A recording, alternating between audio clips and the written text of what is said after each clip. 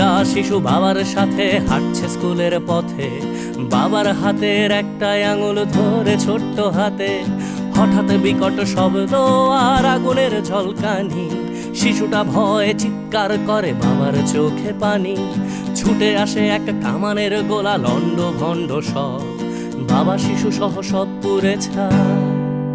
যেন পৃথিবীটাই নীরব, যুদ্ধ বন্ধ হোক, যুদ্ধ বন্ধ হোক, যুদ্ধ বন্ধ হোক, যুদ্ধ বন্ধ হোক, যুদ্ধ বন্ধ হোক, যুদ্ধ বন্ধ হোক, যুদ্ধ বন্ধ হোক, যুদ্ধ বন্ধ হোক।